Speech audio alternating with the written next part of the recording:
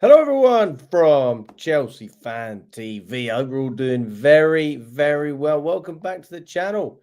We're going through all of the latest Chelsea news regarding the football club at the moment. We're also going to be previewing the Brentford game. News-wise, there's quite a bit to talk about, to be honest with you, because Chelsea submitted their 23-24 accounts. And the key figures have obviously come out in terms of how much money the club have made, what we've spent, and obviously where that money has gone. Listen, it's not everything, but it's something. And to be quite frank, I mean, I'm personally very interested with what we're doing with our finances because I think that says everything about the agenda of our ownership. And if they are spending money in the right places, in the places we want to see as a fan base, then that's one thing. If they're not, then it's another thing. And we just want to dive into it. We're going to get into it. And we're going to talk about everything. Subscribe to the channel if you haven't already. And like the video as well. We've got over 25 of you in the building right now. Let's get straight up to 25 likes on the video. So let's get straight into it. Kieran Maguire, who is a well-respected journalist, posted Chelsea's financial statements. It's the 23-24 account figures. Now, these are the big numbers that we are looking at the moment. Revenue, wages, directors' amortization, underlying loss, profit on the sale of the women's team, player sale profits, profit before tax, purchases, sales, total cost of transfers for the squad, and the share issue proceeds in year for that year as well. Okay, so we're going to go through these different factors, and we're going to talk about what's going on in that sense. I don't know if any of these numbers surprise you or not. Obviously, we know that there's a lot of big numbers being thrown around the club, but now we know exactly what they are. So our revenues are down by 9%. Our wages have also gone down considerably by just under double. And this was always a huge priority for Clearlake and still is a huge priority. We'll continue to see that wage go down, in my opinion. You look at the players that we're going to be offloading, and that wage bill is not getting higher. It will only decrease. So we will see Nkunku probably leaving. That's a big wage off the books. We will most likely see Ben Chilwell off of the books. Raheem Sterling, who's on over 300 grand. A number of players that are on over 150k who are going to be leaving, one or two on 200 or more. I think that's Chilwell and Sterling. Chilwell's maybe just under. He's about 180, 190 grand. So those players are going to be replaced by players who are obviously not going to be on the same type of wages. So I expect that number to go down again for the 24-25 accounts. The highest paid director, 1.69 million. I'm actually not entirely sure what that is. We can zoom in on that in a second. Amortization is down, but it's still a huge amount, 192 million. We made a loss of 214 million, but we made a profit on the sale of the Chelsea women's team of just under 200 mil. And that is the reason that Chelsea were able to get away with PSR and FFP and all this stuff. Although there is a conversation about whether UEFA are going to give us some sort of fine. We might be in a little bit of trouble with them. So we will be talking about that as well, because the rules with UEFA and the finances of those teams is different to the rules that the Premier League have, which is why we were able to get away with the longer contracts and the longer payment schemes when we weren't in Europe last season. That's the last season we can do that now, because obviously we're in Europe now, and we have to try and abide by UEFA's rules. 153 million on player sale profits, and then we made, profit before tax 120 million, but we lost 90 million in 2023. 500 million on player purchases and 208 million on player sales.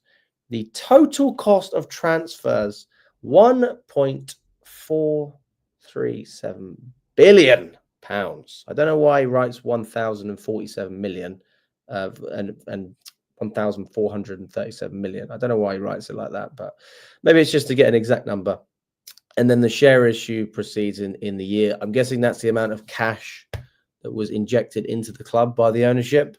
So that was 315 million. And most likely that was not their own cash. That was cash that they probably borrowed.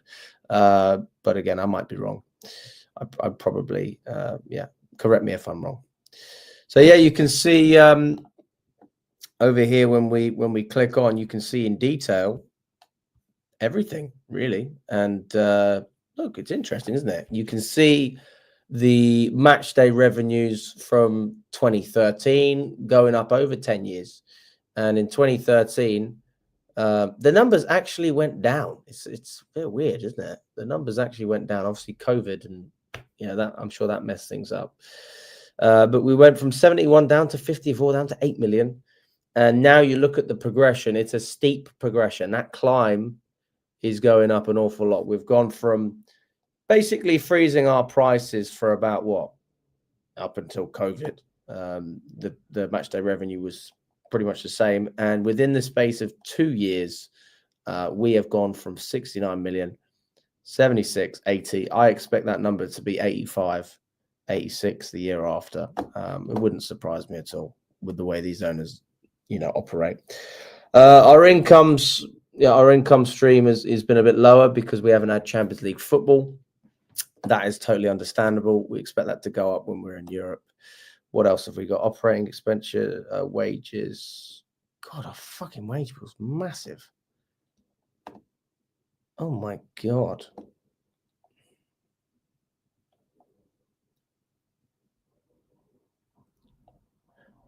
Total costs.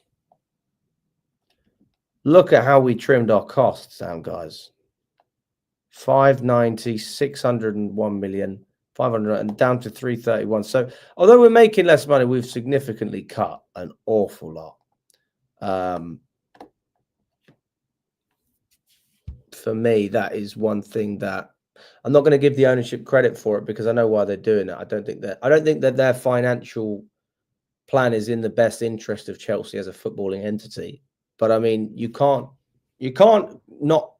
criticize their business knowledge. I mean, they're clearly capable of running Chelsea as a successful business.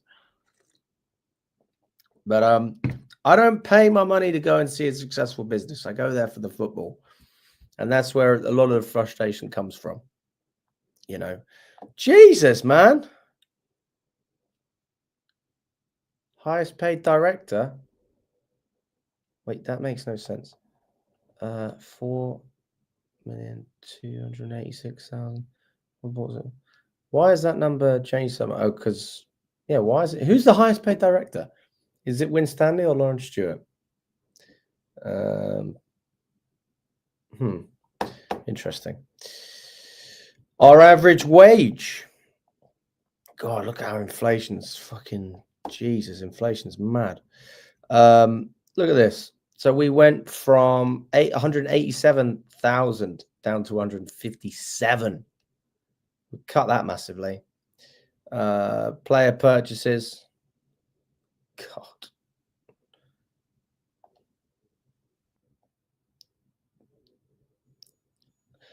This is extremely important as well, guys. Cash flows. This is actually, I'd argue, this is the most important thing to the ownership. I'm specifically talking about Clear Lake Capital here. They are in private equity. Private equity, they don't care about winning trophies. They don't care about success on the pitch. They care about free operating cash flow. That is what they care about. And these are the numbers that they'll be studying. And these are the numbers we need to pay close attention to as well, because that is what I think these owners, especially Egbali. I'm talking more about Egbali than I am Bowley in this case, because he's private equity, isn't he? Bowley, look, you can say what you want about Bowley. He owns his own shares, right? Eghbali doesn't own any Chelsea shares. Feliciano doesn't own any Chelsea shares. Clearlake do, not them personally. So they are a slave to their investors, and this is what their investors are looking for. They are looking for a good business model, and cash flow is obviously one way of doing it. That's the Brighton model. How do you prove free operating cash flow in football? Quite frankly, you buy players and you sell them for a profit. And that's what I think we're going to be seeing a lot more of. We obviously saw huge player sales over the past season or so, couple of years. But a lot of those players were homegrown players. And now we're not in a position to continue. We don't have the luxury of having those same players that we can sell. Now we have players that we already brought in ourselves, who, quite frankly, we'd end up selling for a loss if we were to sell them this summer. Dewsbury Hall, we'd probably make a loss on Nkunku. We'd make a loss on João Felix. There's a lot of players out there that we're looking to get rid of that we won't make money on. And that's not good for free operating cash flow, because obviously then you'd have to borrow more money. And that makes the loans and the borrowings even worse. Let's have a look at it. Operating cash flow. Jesus Christ. And you look at the numbers under Abramovich and you compare it to Clearlake, and you can see there's a huge fucking difference, guys. Huge difference. What was that? Clearlake's first year, 2023. Well, around, yeah, we'll just say that. 2023, £174 million cash flow. Compared to Abramovich, never had anything near that because he didn't care. Guy didn't give a fuck. He just wanted to win. Our player purchases are extremely expensive as well. Our player sales are massive. Net player cash spend, 545, 400 mil. Borrowings. Look at the borrowings. Actually, Abramovich, I presume a lot of this money is... I need to look more into this, to be fair, to really understand it. 400 million borrowed, 72 million borrowed, 315 million injected into the club. It's interesting, guys. It's very interesting.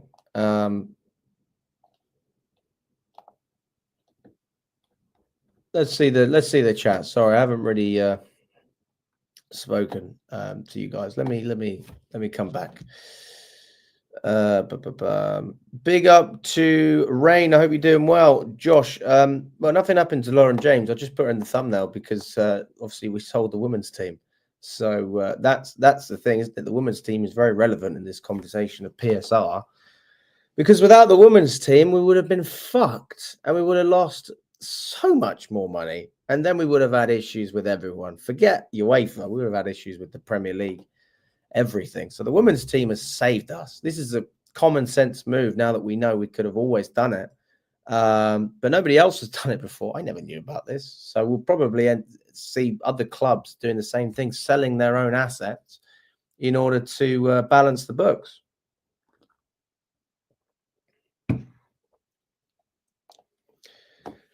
Amir says, I'm very worried for us, but mostly about the stadium, not the club, but the club as well. You get the gist.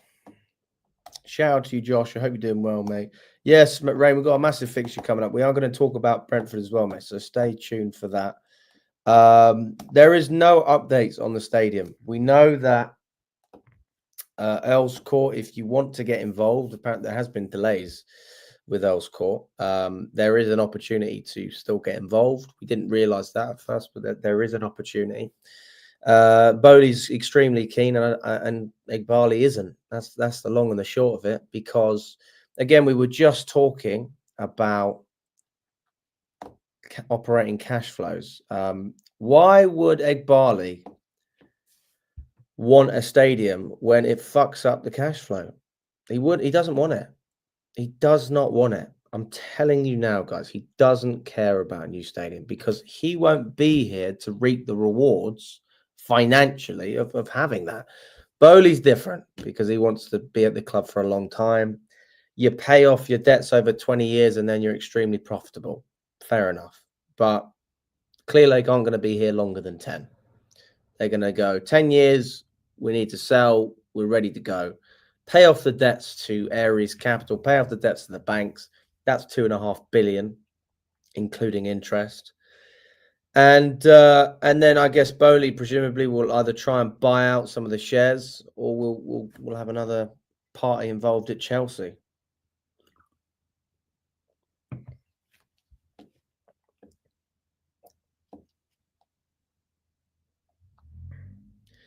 Big up to you, Daniel. I hope you're doing well. Oh, Fofana, mate. Jesus, I'm going to upload a clip of that later as well. You know, I do love Fofana, but fucking hell. I mean, guys, a player he can't be injured that much. That is not acceptable. I'm sorry, that is not fucking acceptable. It's just ridiculous. How can you... Look, let me share this short with you guys. This is a while back. Oh, here we go. Sorry. 80 million for him. There's 80 fucking million. There's Or a player who's always injured. There's other players I'd rather get rid of. Get rid of Disassi first. You're not Get rid of all of them. They're clearly not good enough. Fofana is good enough. No, he's not. He is good enough. Let me ask you this right now. I know what you're thinking. Alex, what are you talking about? How could you say Fofana's not good enough? I ask you the question. You know what? Fair enough. If he's good enough, I hope he can help us perform against Brentford. Oh, wait. He can't. I hope that Fofana can contribute to our success in the Conference League. What? Not available. What about the last remaining games of the Premier League? We've got some big ones coming up. We've got Liverpool, Newcastle United. The last game of the season is against Nottingham Forest. We need to keep clean sheets in those games for Fofana. Please help us. What? What? You're not even going to be on the bench? You're going to be on the fucking physio again? Come on, mate. So when I say he's not good enough, I'm not talking about his ability. I am talking about his ability. I'm talking about his ability to stay fit, because that is just as important as anything. Oh my God. How can you say that he's not... Mate, if I'm not available, I'm not good enough. Forget the availability. Mate, well, what ability has he got that isn't good enough? Yeah, the ability to stay fit. No, okay. Ability. Talk to me. The ability to go on a football pitch. Tell me. The ability to be available for the next game. Tell me. The ability to be available in a month. Football reasons. In 2 months. What? So there's 3 months. So you've got no footballing reasons. There's no footballing. That's the footballing reason. He's not available. He's not available. I mean, that is a footballing reason. When people are like, give me a footballing reason, what? So being fit has nothing to do with football. I'm sorry. That is what a load of nonsense. All right. It has everything to do. It's extremely relevant. My God. It's ridiculous. Cheating club, 200 million. Hey, cry more, Jake. Cry more, my friend. I'll tell you what. Fantastic scenes when we survived PSR. But again, you know, you can complain all you want. You think that what our ownership is doing is in the best interest of Chelsea? I'd say no fucking chance. So I'll be laughing now, but I think you'll be laughing later on, mate, if I'm totally honest, because you have owners that will invest in Newcastle. And they don't care about profit. We can't say the same thing.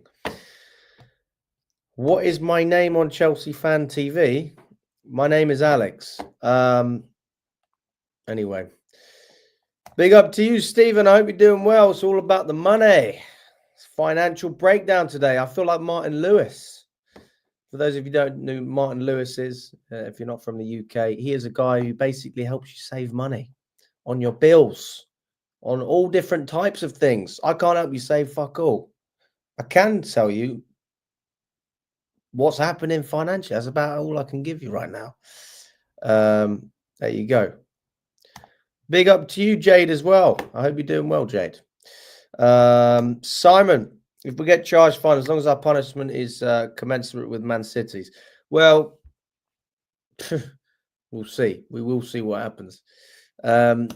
Bobby, good to see you, mate. I hope you're doing well. Focus should be on the 22 holdco accounts and not the Chelsea FC holdings.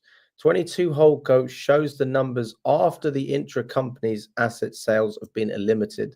These distort the results. Well, we can dive more into it. Again, it's very difficult to decipher all this information without really being able to review it. And Bobby, I'm sure we'll learn more about this. And when I'm a little bit more informed, I can go through it. But I mean, what I can see from the numbers, I mean, you don't have to be a rocket scientist to see some of them. I mean, I presume some of it's got to be relevant, even if it's not from Blueco. But you know, you're looking at the income and the expenses and the wages and the cash flows as well. Is that not relevant even still, or have we just got to look towards 22 holdco accounts and that's it? And guys, by the way, 22 holdco, if I'm not wrong, is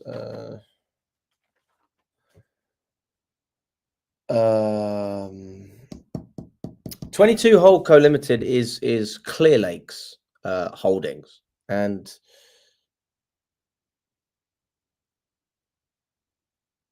yeah, and Bowley is Blueco. So if 22 holdco was to sell, that would be Clearlake. If Blueco was to sell, that would be everyone. And then obviously you've got to think about the money that we're owning as well, Aries and the banks on top of that. Borrowings at the Chelsea FC level do not include the Aries or the bank loans. Those are in 22 holdco. Okay, so actually, yeah, it is kind of irrelevant in that sense when you look at it like that. The interest expense is 150 million in the 22 holdco income statements. It exceeds Tottenham's total match day stadium revenue, 109 million. And that's with a new stadium that Tottenham are able to generate that much revenue. So our stadium obviously isn't generating anything close. And our interest is already extremely high. So what are we going to do? Borrow more money to build a stadium? I don't think so. And yeah, there you go. You hit the nail on the head. And that's what we were talking about, free operating cash flow as well. Is why would they invest in a stadium if it's not profitable within 10 years for Clearlake? And that's the issue, isn't it? Maybe profitable is not the right word. Within Clearlake's best interest of selling the club.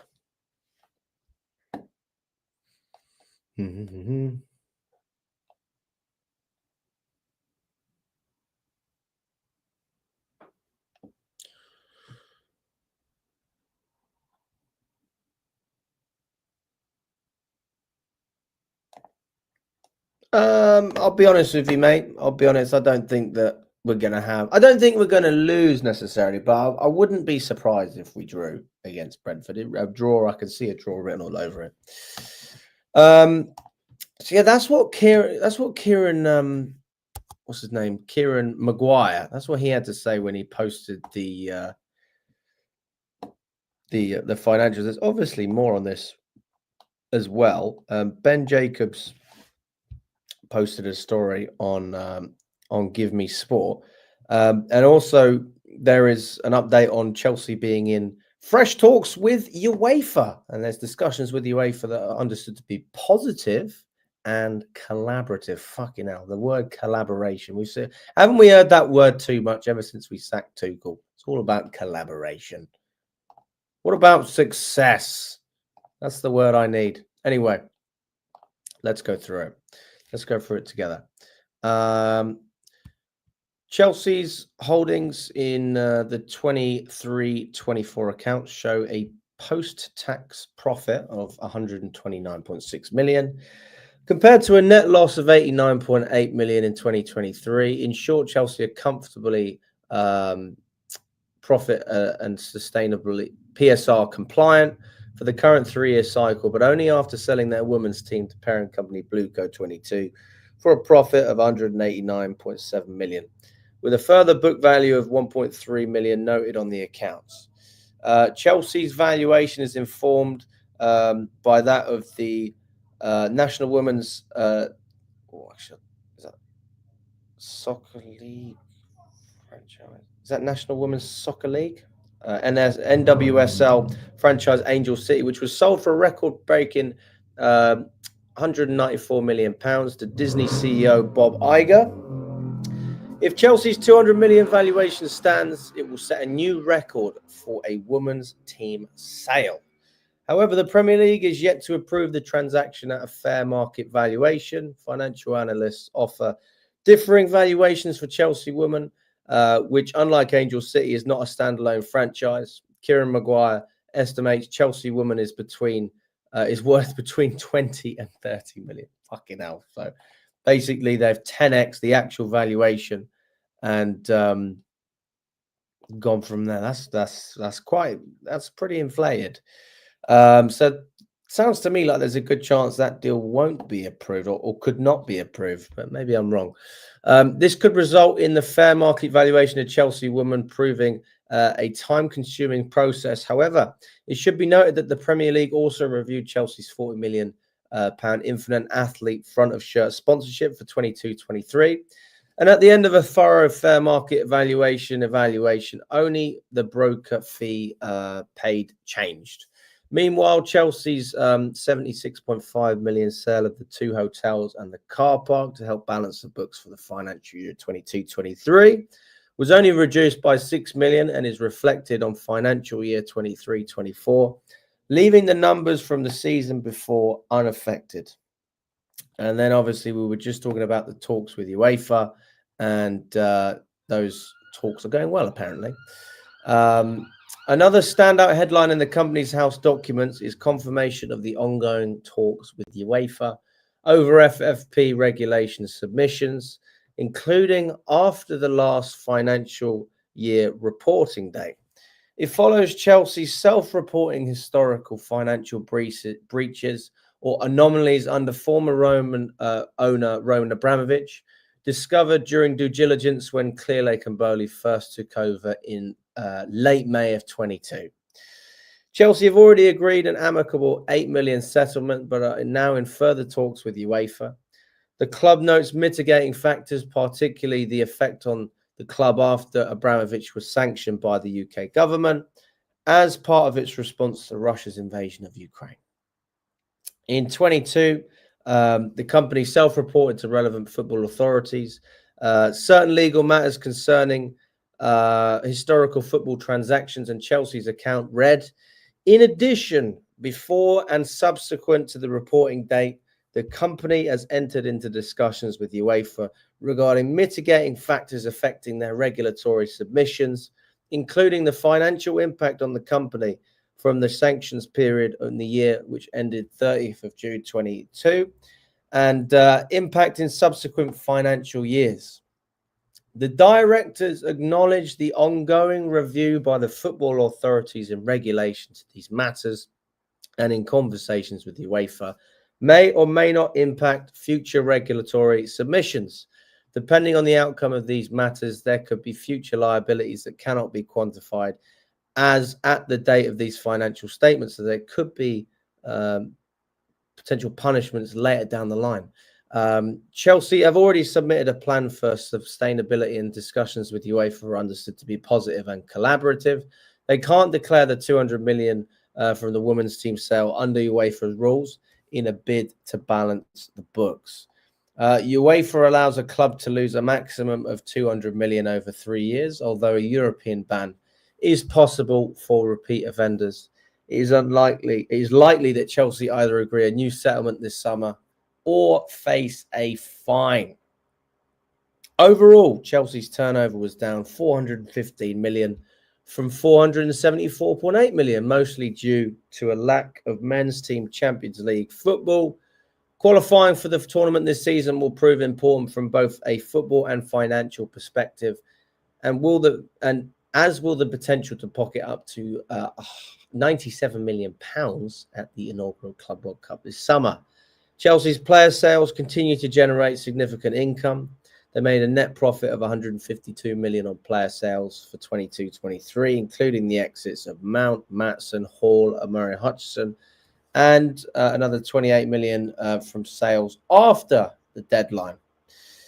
The club spent 550 million on player acquisitions, including Palmer, Caicedo, and another 167.8 million was spent after the deadline.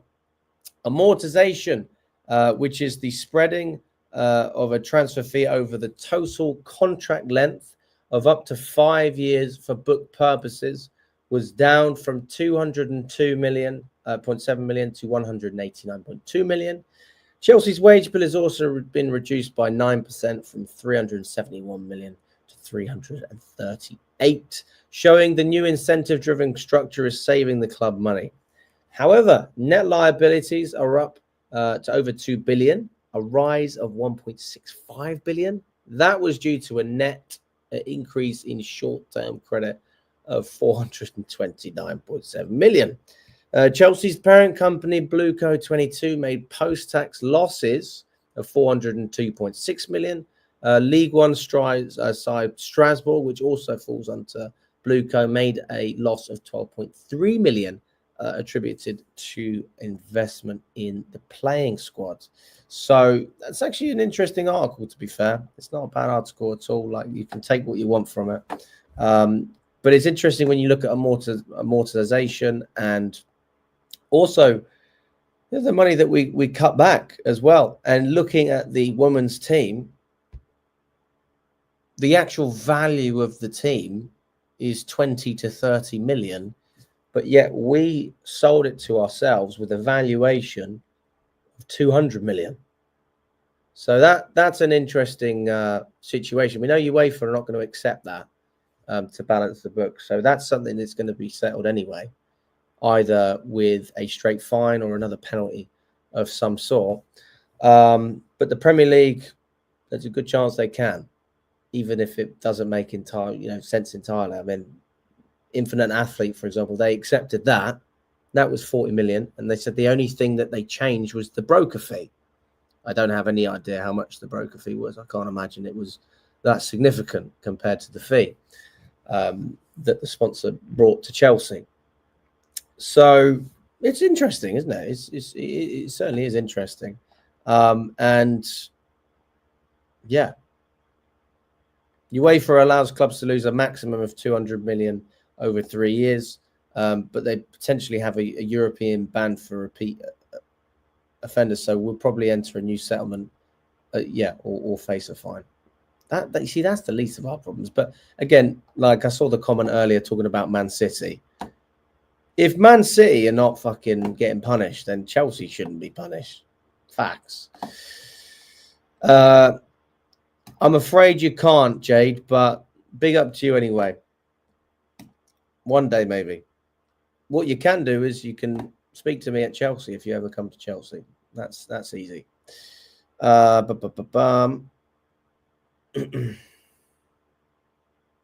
mean, if you have anything you want to say, feel free to put it in the chat, or you can email the channel and I'll read the email. Sell the club back to Rome and hope Trump makes a peace deal so that can become possible. I mean, that would be great. Easier said than done. Are Chelsea going without a sponsorship for the Club World Cup this summer? I think there's a good chance that a sponsor is maybe settled. I mean, it depends if we've got Champions League football. I think as soon as we've got Champions League football, sponsors will eat us up and they will pay because we are at the pinnacle of world football. That is the elite competition. But until then, I don't think anything's going to happen. So I think it's all possible.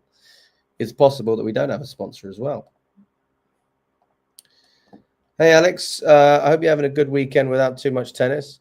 Mark my words, City will get a point deduction, which will save us for the top 5. Cheers, mate. Well, listen, I hope you're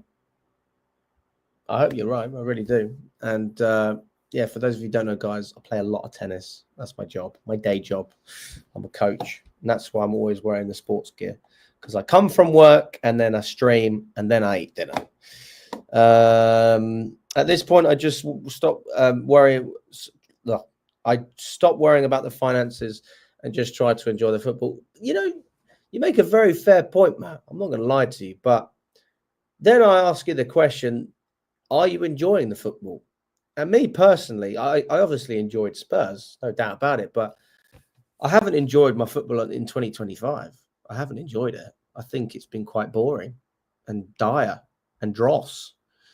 And that's just me saying how it is. And I'm a very patient guy. And Maresca's probably the first manager at this point in his career. Potter is another exception. I think that was mitigating circumstances. But Maresca, I've never thought of a manager and disliked him that much so early. That's that's the way I see it. All I can do is try, mate. But it's interesting information. Just because I'm talking about the finance, it doesn't mean like, I don't know. I know what you mean. It's like people who talk about politics. You're like, fucking hell, man. You go on a night out and you see someone in the pub. Oh, what are you interested in? Do you like football? What do you do for work? I don't know. What's your hobbies? Oh, I like politics. Fuck off, mate. Fuck off. That actually happened to me once. I didn't tell the guy to fuck off, obviously, but in my head I'm thinking, I've never met you. Why would I want to talk about politics? I'm just trying to enjoy my night. Thank you so much, Michael. Appreciate the Sunday pint. Thank you very much, mate. What currency is that as well? SEK. What currency is that? I have no idea what currency that is. But yeah, appreciate the super chat as well, mate. That's very kind of you. AVB, yeah, I was a bit young at that time, to be fair, mate. So, I started really following Chelsea closely. Obviously, I was watching matches, but properly closely, I started watching. Was Mourinho's second season. That's when I really, really got into it because I was still young at that time, so don't really have too many memories with AVB. Although he did cock it up a number of times. I rewatched the United game, which was on Sky when we were 3-0 up, and we still managed to drop points in that game somehow. Lord knows how, but yeah, we managed to do it. So yes, that is some of the latest regarding the finances of Chelsea. Now, we also have to appreciate, we have to give credit to a number of players at Chelsea, and we can also criticize a few as well. Let's start off with who deserves a bit of credit. Let's start off with that. A player that I'm a big fan of, a player that rightly so deserves some praise from the fan base because he's been through a torrid time. He's been treated like a mug by the club, if we're being totally honest. And that is none other than Trevoh Chalobah. And I thought he was fantastic against Tottenham. He was brilliant. And everyone knows as well, I've got my chant, love Chalobah. I'm standing at the bar with Chalobah. What a brilliant chant that is. Still don't regret it. People seem to think I'm embarrassed by being a part of the group that made that chant. I'm proud. I was a part of Chelsea's history, and every now and again, I heard it in Copenhagen when Reece James scored that goal. I heard the fucking chant, and I looked behind me and I saw the same guys that was on the train when we come back from Sheffield singing "I'm Just Standing at the Bar" with Trevoh Chalobah. That was a beautiful moment. And I know you want to watch it, so of course we're going to watch it. I'm just standing at the bar with Trevoh Chalobah. I'm just standing at the bar with Trevoh Chalobah. I'm just standing at the bar with Trevoh Chalobah. What a fucking tune, guys. What a tune. If that doesn't get your head bopping, I don't know what does. I'm no MC, but maybe one day. Maybe in another life. Anyway, going back to what we were talking about with Chalobah, he deserves a lot of credit, guys. An awful lot of credit. And he has my respect. I always said that Chalobah should never be sold anyway, but we have to be realistic with ourselves. It's not just about what we want; it's about what's going to happen. And I will complain if Chalobah gets sold, especially if we don't replace with a competent centre back. If we don't have anything better, then it's even more stupid. But you know, he's had some good games. He's had some relatively average games as well, if we're being totally honest. But that's fine, mate. You don't have to like the chant,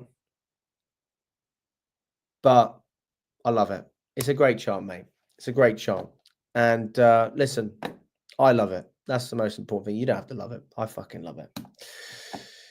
But yeah, a player who guys, I mean, can we just fucking admit, you know, Wesley Fofana,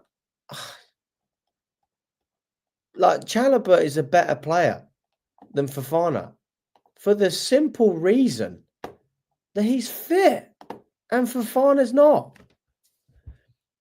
If you are not available, it is the worst type of player to have in your squad, because people got, oh, he's great, we're going to play well when he's in the squad, and he plays for fucking 5-10 games and then he's done. Where does that leave us if we're reliant on these players and if we're building our team around these guys? Lavia is included in this conversation, by the way.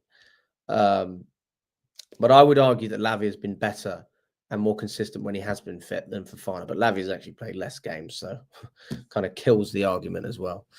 But Fofana, for me, listen, I'm not saying we should sell him, but it's just disappointing, isn't it? How can you not be disappointed when a player is just unable to do the basics of staying fit?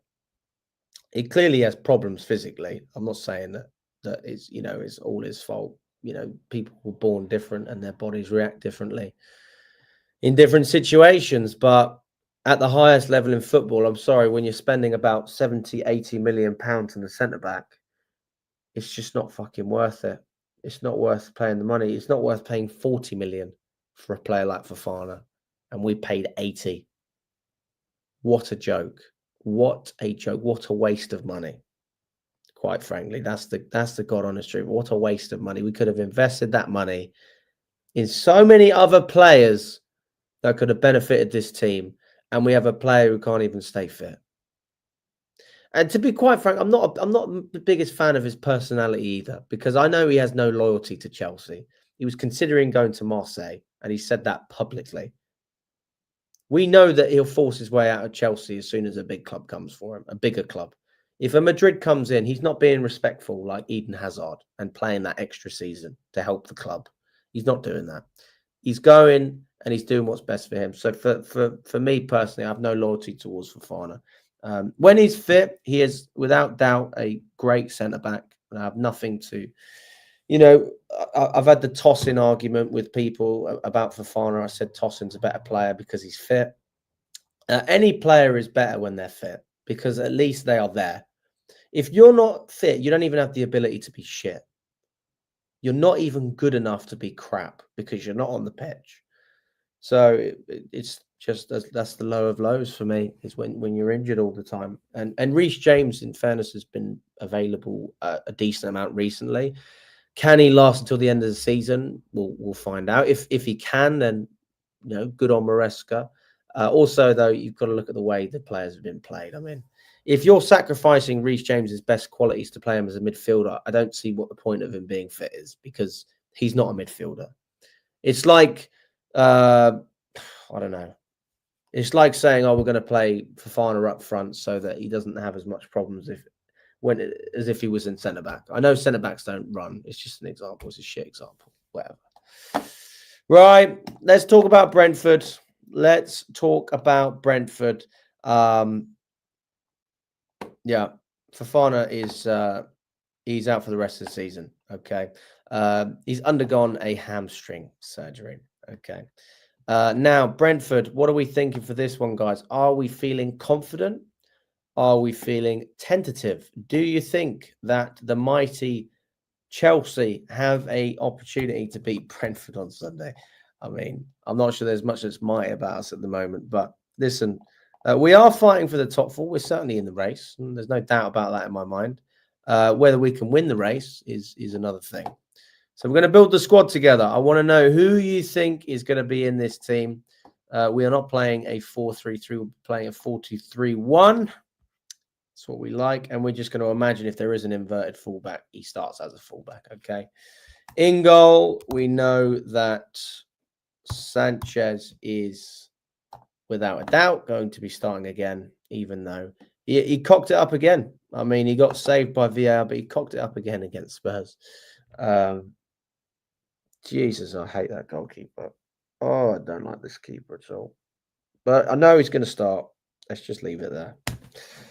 Let's leave it there.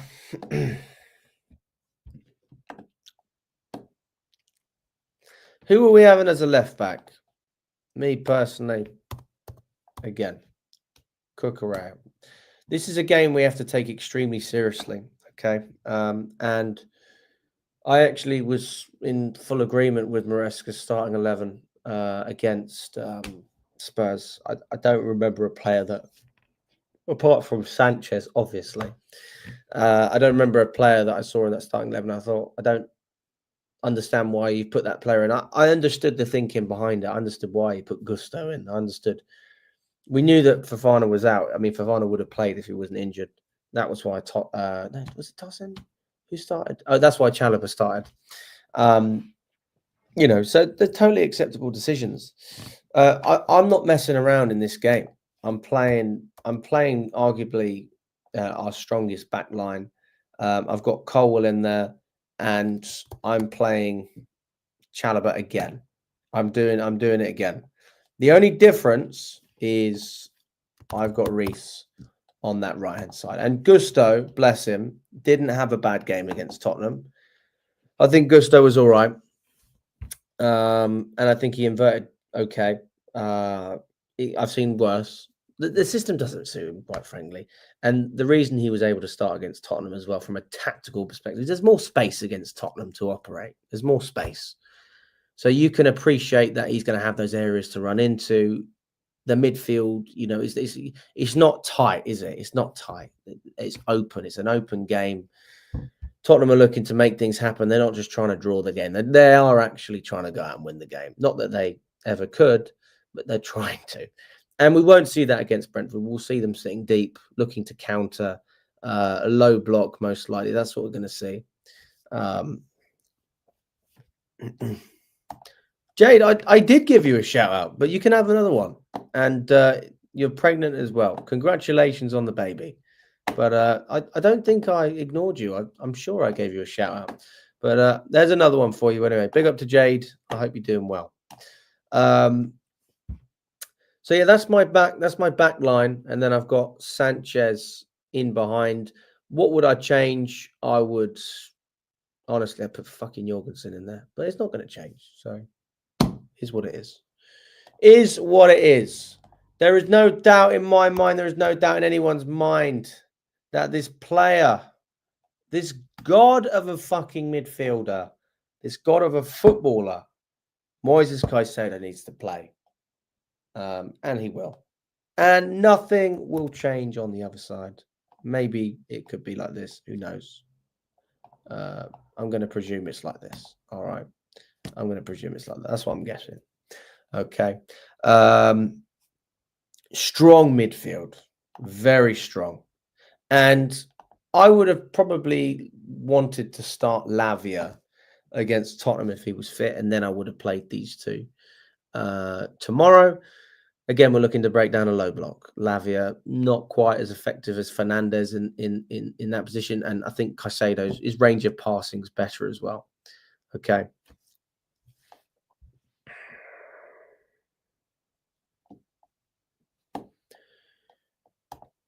Number 10, Palmer. No doubts there.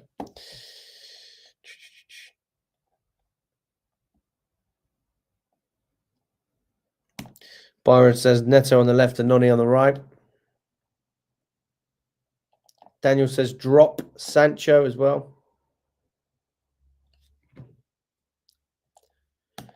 Cuckoo, Trev, Tosin, James. I'd start Chalobah again, mate. After that performance against Tottenham, I think he deserves a start. and then you play Tosin on Thursday. You play him in the Conference League alongside Badia Shield, and you'd probably end up having to play Cucurella on the left again, unless you're rotating. Maybe play Gusto on the left. I mean, that's just from a fitness perspective. I think he's going to try and rest Cucurella and James.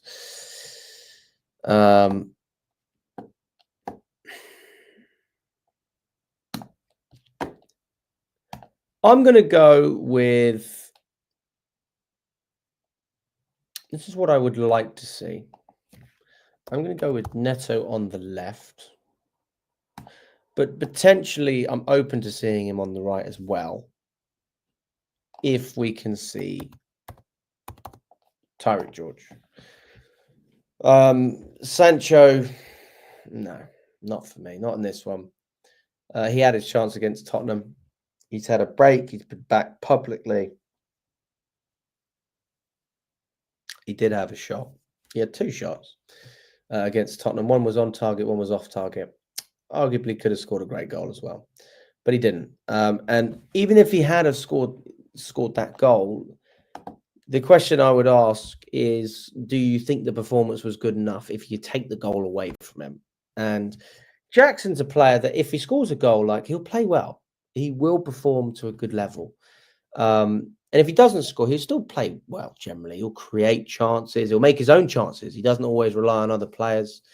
He causes havoc. And that's what you want from a striker. You want a striker who can create chaos and ultimately unsettle the back line, make those runs in behind, hold up the ball, and have that energy as well. I think Jackson's got all those things. He's just the finishing touch at times, which we think we can do a lot better at. So he's obviously going to start up top for me. Okay. So that is my preferred starting 11. If we don't see Tyreek George, and for whatever reason Sancho does start, then what I want to see is, I want to see the switch. I want to see Sancho on the right. I want to see Neto on the left. Okay. That's what I'm looking for. And at least Neto will be on a strong side. He'll be on a strong side. We've seen Neto link up from the left before. He did a great job with that. Was Palmer, Neto, and Jackson against Newcastle when Palmer did that amazing pass from deep inside his own half. He created that goal, really. And I want to see Fernandes continue to make those runs into the box. Same with Caicedo. Get in positions to shoot and have a crack. Nothing wrong with it. I'd argue that James should overlap, but we won't see that. We'll see him invert. We'll probably see Cucurella invert a little bit as well, although I haven't seen him invert as much recently. We've been doing that on the right-hand side. So yeah, that's my starting 11. That's what I would do with Sancho. Otherwise, if it's George, because I think realistically what will happen is this. I think this will happen, and maybe we stick Tosin in there. That's the only other difference. We see Sancho on the left, Neto on the right, as usual. But I would certainly be happy to have Tyreek George in there. I'd rather start with 10 men than start with Sancho. God, is he that bad? Fucking hell. Well, he's been rubbish recently. You're not wrong, Pui. You're not wrong in that sense. So yeah, that's what we're looking at with Jaden. That's what we're looking at. Look, we've got a little bit more time with this show as well. This is relatively obvious news anyway, but this is what's come out according to Ben Jacobs and Give Me Sport. These are the striker targets under consideration. I've spoken about all of these players, but I've really honed in on Delap, Sesko, and Gorkarez. Those are the ones I've done. I did a show on that the other day.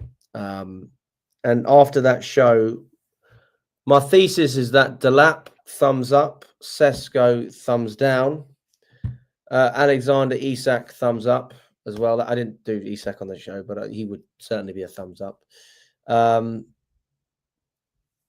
Yeah, so I think at least 3 of those players would suit what we're doing.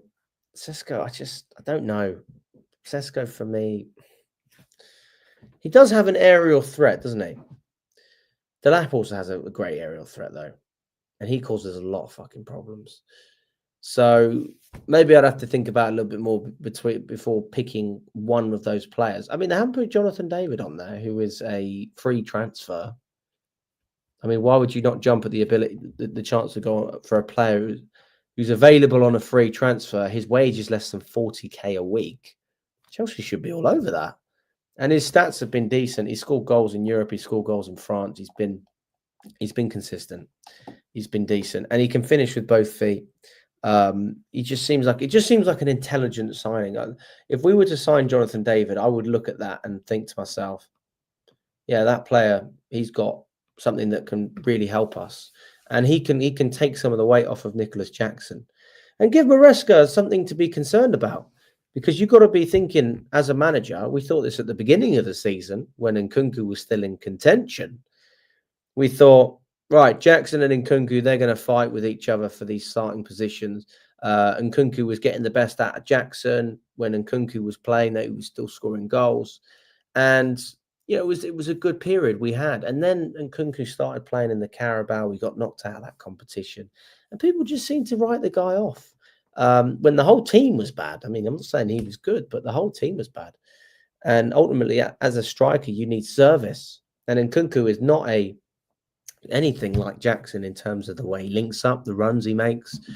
He is a much less proactive striker. He's not proactive whatsoever, but Nkunku is probably the best finisher in this team on paper. Over the course of his career, you'd argue he's the best finisher in this team. He's proven it in Germany. He's proven it at Chelsea. Like, he scored a lot of fucking goals for us with limited minutes. And people say, oh, you know, he's only scored against his teams. He's only playing against those teams. And in the recent games that he has played, he's been played out of position. The guy's not a winger. How do you expect a player like Nkunku's, basically his style is to stay in and around the box and wait for his opportunities, because his teammates should be servicing him at a top club like Chelsea. And you're left to rot in a fucking wing position where you're not even supposed to cut in. That you're meant to basically hug the touchline half the time. You've got no support. You haven't got overlapping fullbacks. And that's apparently how you play Nkunku. So, I mean, no wonder we've seen his head drop. And we want to sell the guy anyway, so why would he want to stay? My head says 2-1 Chelsea and my heart says a 1-1 draw. My head says 1-1. And my heart says 2-1 to Chelsea. George has been performing better than Sancho. Absolutely. Definitely. Why would Gorkras want to come to Chelsea and not play in the Champions League? Daniel, you make a great point. And this is the issue, isn't it? We want players that want to play for us. But how can we encourage players to want to play for us? Champions League is the obvious reason. There's no doubt about that. David and Delap would give us variety as well. Imagine if we had 3 fucking strikers like that. That would be sensational. Jackson, Delap, and David. You'd have to admit that is a good front line. If you have an injury, you still got 2 players there. If you have 2 injuries, you still got a player there. And we have plenty of problems throughout the season. The last thing we need is to have another striker problem next season. We need to get that problem. We need to get that sorted ASAP, straight away, without a shadow of a doubt. So those are the targets under consideration. Apparently, our striker criteria is a powerful number 9 who can score but also hold up play, allowing the other attackers to thrive. I don't know where we get this classified information from, but I guess that word is gospel, isn't it? So if you don't believe it, you haven't got anything else to work with. That's all we've got. Also, we need to pay attention to another player on our transfer list, which is Gettens, Jamie Gettens from Dortmund. He is a winger. He's a young player. He's a decent player. Me personally, when we were linked with him and Garnacho, Gettens by far is a better option for us than Garnacho. That makes no sense whatsoever to have Garnacho within this Chelsea team, especially the way he's playing. It's like, what potential are you seeing? It's not good. Like, I want to hold my hands up and say there was a point where I was actually looking with optimism, that we might get a good deal for Garnacho. And now I'm glad that we never did it, because it would have been a silly transfer. It would have made no sense to us. Financially, it makes sense because, again, Garnacho is on a low wage. You give him a pay rise. He still fits into the structure well. And he's a young player, blah, blah, blah. But ultimately, he's just not, he can't cut at this level. We have enough mediocre players that we need to try and get out the door. We need to bring some experience in. Guys, we've got over 50 of you in the building. Smash the like button, subscribe to the channel as well. Let's get straight up to 50 likes on the live. Let me know in the chat as well how many lives we're on. 50 likes. Takes 1 second. Thumbs up on the video, or a thumbs down, even if you didn't enjoy it. It all helps, to be quite honest with you. And yeah, let me know if you agree or disagree with any of the decisions that Chelsea are taking in terms of the finances. You've seen the money that's come in, the money that's come out. We've had massive cost cutting. We sold the women's team for 200 million, even though there's a valuation which is more like 20 to 30. So that's a huge difference. We're negotiating with UEFA at the moment as well. So it'll be interesting to see how that goes. And look, we're all waiting patiently to see where we can finish. If we can get Champions League football, then I can say, just like you can, that it has been a successful season. From what we were last year to where we are now, I can certainly see progression. I can see progress. And I'm all for progress. Progress is brilliant. And a trophy to show for it as well, even though really you'd have to try harder not to win the Conference League than to win it. So we'll have to wait and see. I think that this is going to be a really defining match for Maresca against Brentford. I think, honestly, if we win that game and we look like we can play against a low block with some potency, then that will give me a lot more confidence. But I don't see it, if I'm honest. I don't see it. I see a draw coming. I see a 1-1 draw. But listen, big up to everyone that's been watching. I really appreciate your time. Enjoy the rest of your evening. I will be doing a stream tomorrow morning before the game. And we'll catch up very soon, guys. All the best. And